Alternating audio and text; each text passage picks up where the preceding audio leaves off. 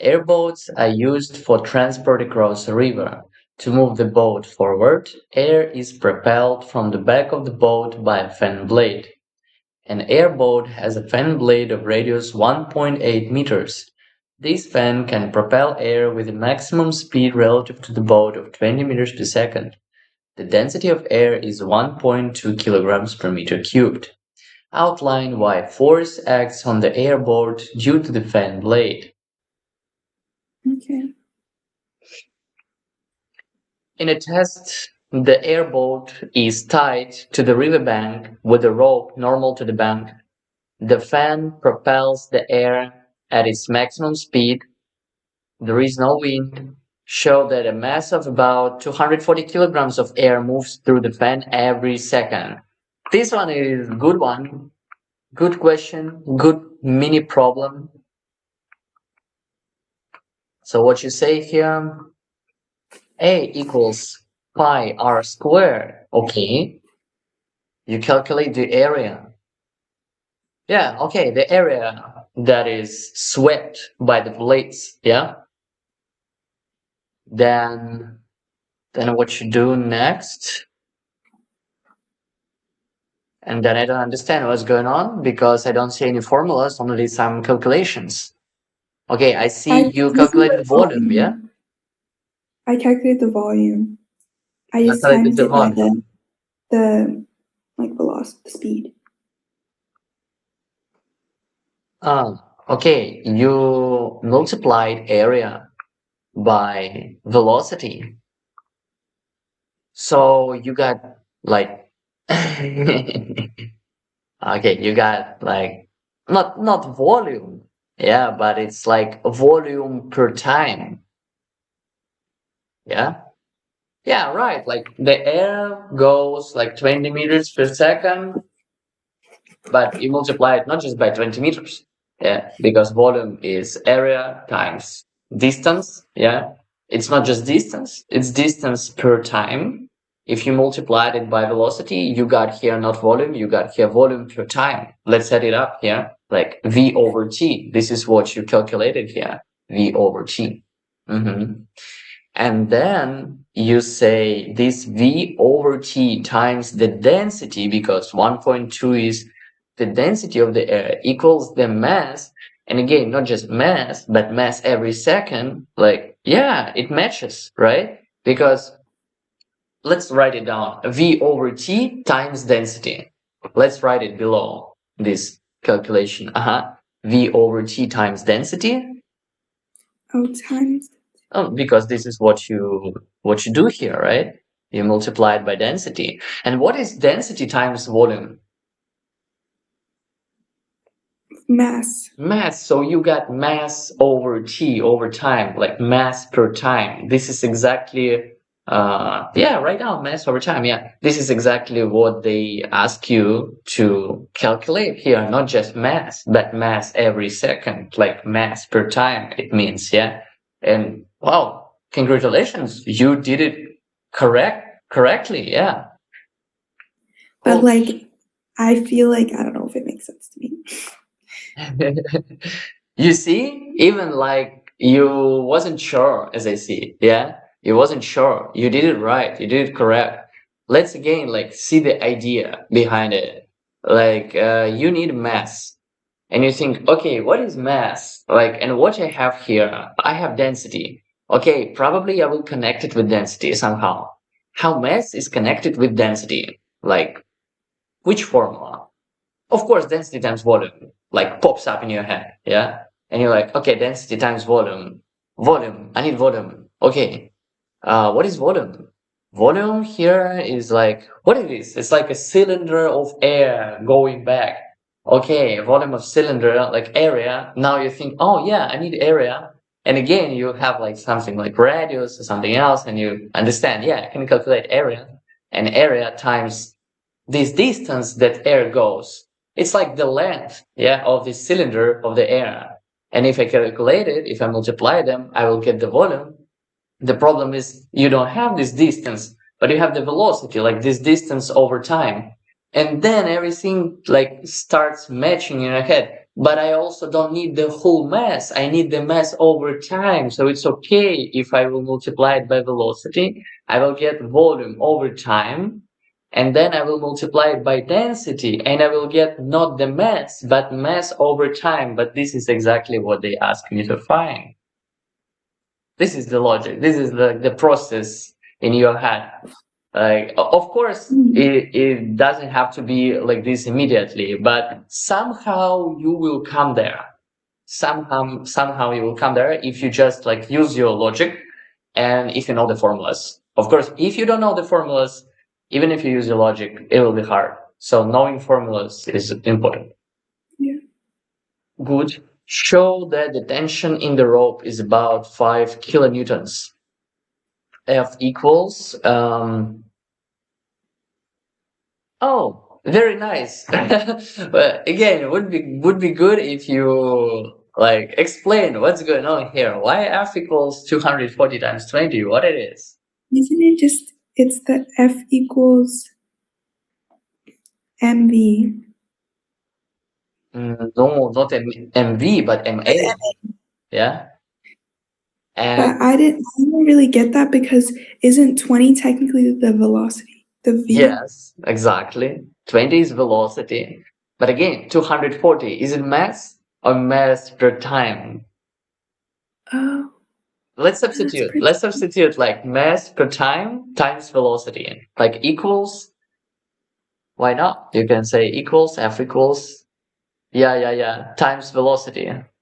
No, mass per, I mean times velocity. Yeah, you multiply by velocity. And now, like, think not about mass over time, but velocity over time. You can combine them, right?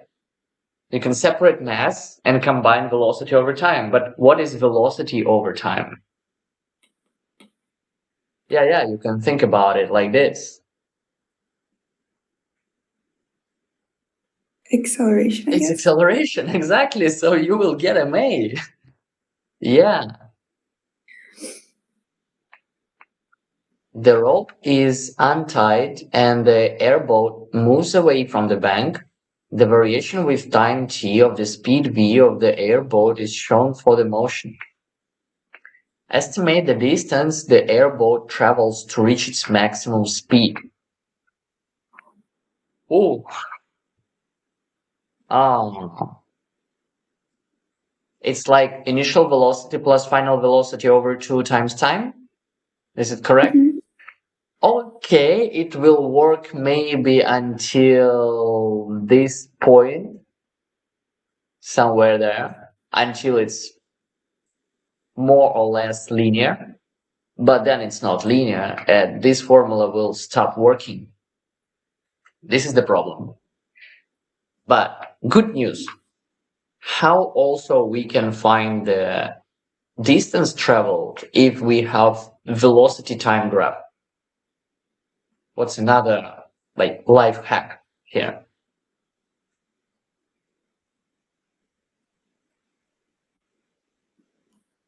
Like using graph Is only without formulas. is it like the area under the graph? Yeah, it's absolutely right. The area under the graph. But you can ask me, whoa, stop. Like, should I like calculate integrals there here? Yeah. Because it's like curved. No, you can estimate. They say estimate. So break it into like rectangles. For example, this rectangle, one, this rectangle, two. Yes, of course you will get some inaccuracy, but it's okay. You just estimate, yeah? As close as possible, you wanna like calculate it, but you don't have to be so close. And then what you can do, this is like a triangle, yeah? Triangle, okay? And they're so small. They're so small, you can like neglect them. But okay, if you wanna be like so precise, you can. But I would calculate it as just rectangles, and that's all. So let's calculate this area, this area, this area, this area. No, you got me, right? This triangle, Yeah. this triangle, and those rectangles.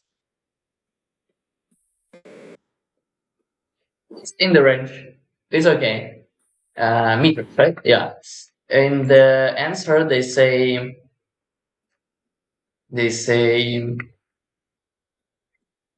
480 until 560 meters is okay. If your answer is between, it's good. Okay. So this is how you can do this. Yeah, again, good that you know this formula, that you remember this one. Just don't forget that it works only for constant acceleration motion. Like its velocity is linear function. Hmm. Deduce the mass of the airboat. Force equals 5 kilonewtons. F equals ma. A equals V over T. 18 over 40 over 40. 18 over 40. Okay, you got this velocity from the graph, and 40 is, what is 40? Time. From the, yeah, Uh, time. but again, the acceleration is not constant here, right? Like if you get the whole range here, this formula again cannot work properly because the acceleration is not constant. Like it's changing, yeah, because the velocity is curved. So you can use the part of the graph where velocity is more or less linear. I mean, this first part is good for us. I think, yeah, it's okay. Like until 10 meters per second for 10 seconds. So we can say that in the beginning, the acceleration was about to be constant, uh, and it was 10 over 10. So it's 1 meter per second squared was, yeah, in the beginning. Hmm. And then, yeah, you have force and you will divide it by this acceleration. So, and you will get 5,000 kilograms, right? Let's check the answer. Let's check the answer. It's yeah, it's almost 5,000 kilograms.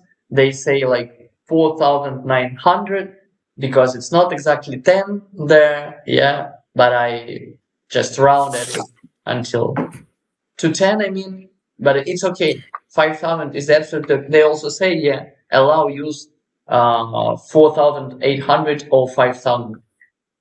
It's okay. Again, Esther, like the second part, like number one and number two, you would lose the points because you forgot that these formulas doesn't they don't work for not constant acceleration motion. Yeah. But now you remember since this moment, right? Like if you see the curved velocity, if it's not linear, not constant, I mean the acceleration not constant, be careful. This formula doesn't work, but you can hack it. Yeah. Nobody says that you have to consider the whole graph, the whole 40 seconds, right? Nobody says it. You can make your rules. Why not? Like I can consider only first 10 seconds. Why not? Like I know anyway that the force is like this. I know the time. Here I can calculate acceleration like this, but only here because here it's about to be linear. Yeah. Hmm. I like this problem, by the way. It's a really nice problem. The fan is rotating at 120 revolutions every minute. Calculate the centripetal acceleration of the tip of the fan blade